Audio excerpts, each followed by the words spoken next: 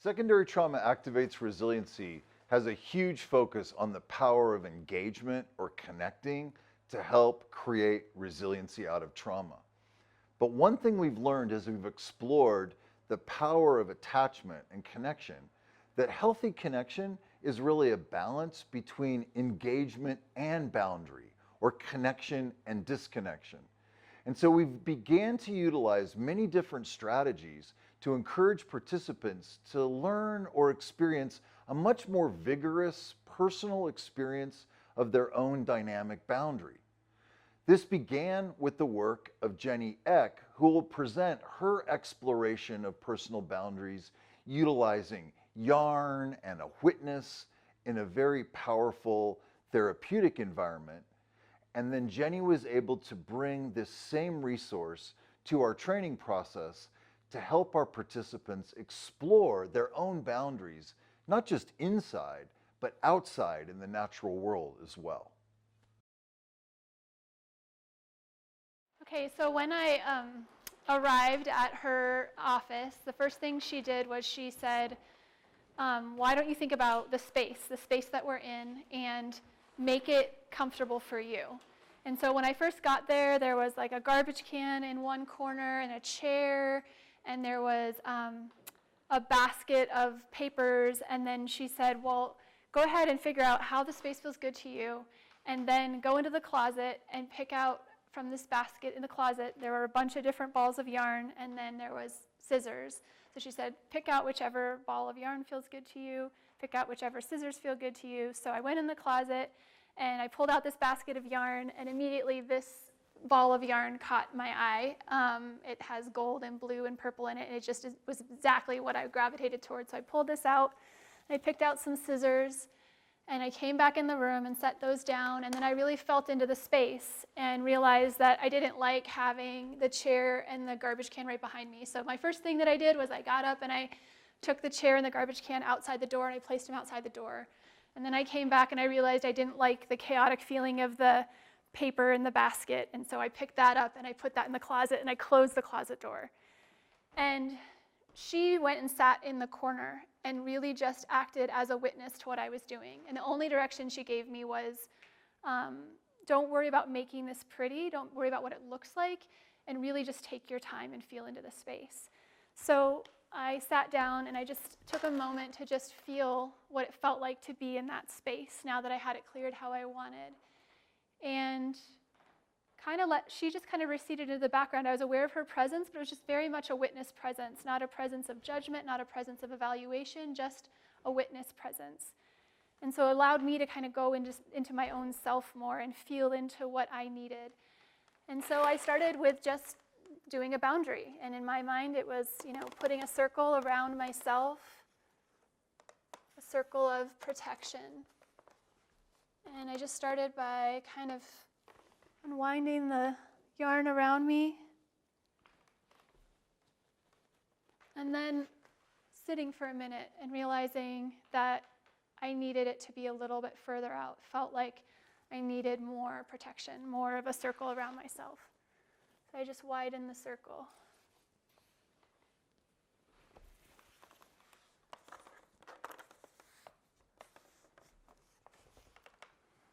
And then I sat for another minute, and that felt like the right circumference. So I cut it and tied it.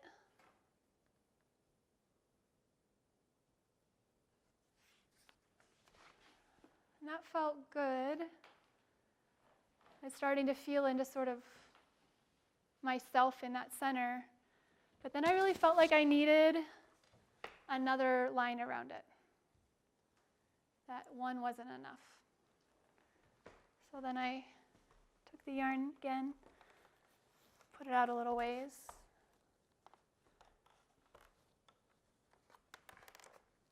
and wrapped it around a second time.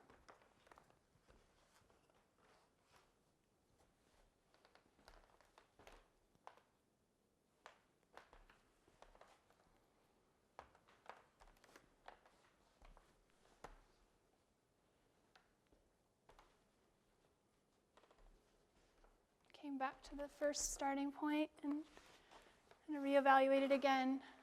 How does it feel? And as I do it, I can feel it. I can feel like the way it just kind of brings me into my own self and into my own center, and the way kind of everything else recedes as I come into my own little space that feels really safe. I can feel the strength of it. But then after having a second circle around me, as good as that felt, suddenly she felt really far away, and I felt really alone in my enclosed bubble. And I realized that I didn't want to just be in this enclosed circle, that I wanted a way to connect. And so then I started putting in lines to the outside and connecting them, and then putting myself in the middle. I just started cutting more and more as it felt right.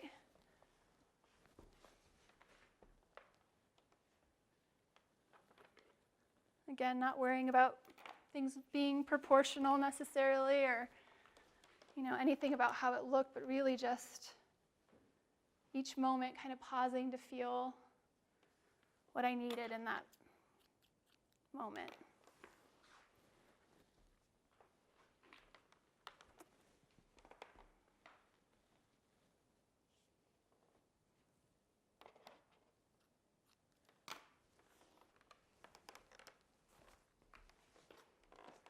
And then I just sat in the middle and had all my lines where I could pull on them if I wanted to, where they were all touching me and all connecting with me. I felt so rooted and just completely whole. And I looked around and I realized that I had made a spider web, that I was in the middle of the web. And it was this profound realization that we can have boundaries and we can have connection at the same time. And actually, our boundaries can strengthen our connection, because when we're feeling whole in ourselves and we're feeling grounded in ourselves and we're able to just be authentically who we are, that connection with another person is that much more powerful and beautiful, because we're really coming from that place of wholeness. So that was a really profound experience for me, and it was it's been a cool thing getting to redo it here, because every time I do it, I get to experience it again. Jenny, does it doing it again, are you bringing back the boundary that you used to have and it's now different, or does this feel alive now? This feels very, yeah, it's a mixable. I would say this feels really alive. I can definitely still feel where my lines need to be. I can also feel the difference between having multiple witnesses versus one, and sort of the size of the room and all of the ways that impacts where my boundaries lie. I think the other thing that I realized in doing this the last couple times is that when I initially did it, I tied off the end of all of these diagonal threads to the outside, so they didn't go beyond the boundary. They stayed attached to it. Whereas the last couple times I've done it, they've reached beyond, which has felt more right to me, like something about that invitation or that sort of pulling towards, that I feel comfortable having that be not under my control so much. So I feel like that's definitely a difference as well. So yeah, it's a very felt experience, and every time I do it, I can just come back into that place of feeling my own just release and the sort of my own empowerment and my presence very, very strongly. It just comes right back in that physical process of doing it. So it's a great feeling. Yeah. And it's interesting, one of the things I noticed again this time is that it almost starts out as a boundary exercise, but then the way it creates that connection and disconnect, I don't know if this matches your experience of it, but it almost feels like a refuge. Mm-hmm. It almost feels like a place that you reside in a certain way. And I'm remembering too, as I go through this process, how critical the piece is around making the space comfortable first. that sort of going inside and being like, what do I need even before I start to clear the space, to make it feel, maybe it's almost like make it feel like your own. But I think it's back to that idea of, that sort of the energy of connecting and disconnecting is very much a pulsing energy, and there's sort of a renegotiation that happens each time and a settling that happens each time. But what's powerful about that is if you can get into that settled, centered, grounded place where you're telling your body, I hear you, and that relationship with your body is happening, and then what comes next comes from that, it's so much more grounded and then I think receptive to connectivity, because you're coming from this very, like I said, whole place. So yeah. So I was just hiking up this little gully and just wanting to do something kind of down in there, and I stumbled upon this tree and these roots down below that created this natural barrier. And I realized, I wanted to make a second barrier around it. So I hiked up here and realized it's a second natural barrier with the trees around it. And I didn't have to change anything. It was perfect as it was. When I came in and originally sat here and was thinking about wanting a second circle, I realized though that I just felt so secure with this root just right here. Felt safe.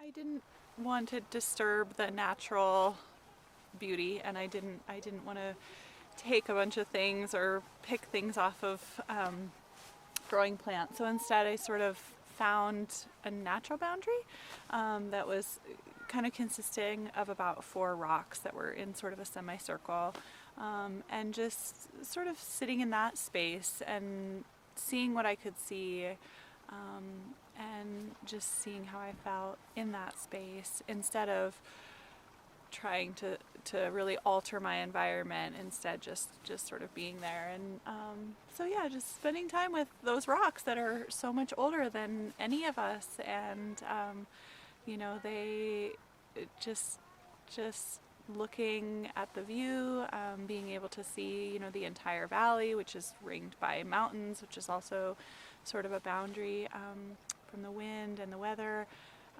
and then also paying attention to what I could sense and hear. I could hear the kids playing in the pool and laughing, and I could see my colleagues sort of moving around further on the other ridges, and then really tried to tune into the other life that was there, that was alive. So there's rose bush growing wild rose, and sage, and a bunch of different kinds of grasses, juniper, and just filled with like juniper berries. And so really kind of paying attention to all the different plants, looking at the red osier dogwood that's all down around the creeks, and the bulrush, that's right here. And so thinking about all these other different beings and entities that aren't human beings, but that are part of our landscape and part of our world, and that we interact with all the time and positively. So just sort of more of a reflection and less of building or changing or altering something to make something concrete for myself. Instead, just trying to be in this place and in a respectful way.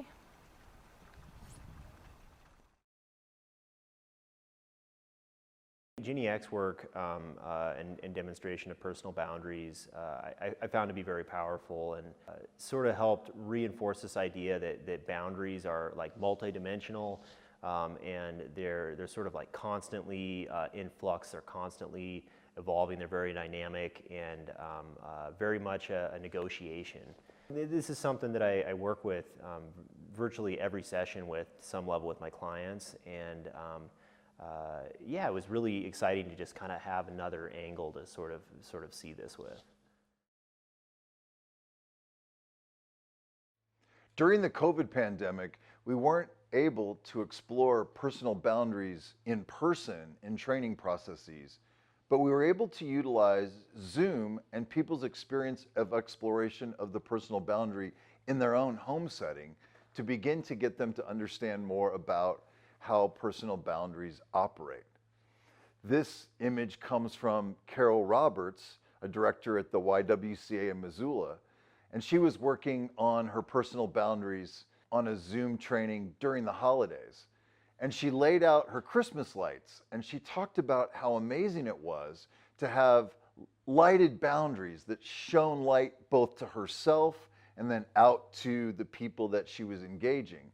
But then as she was getting ready to take the image to send us so that we could show the rest of the participants, her dog burst into her boundary, and she sent us a text that said, "At first I thought I had exquisite illuminated boundaries, and then my dog came in and I thought, I don't have any boundaries at all."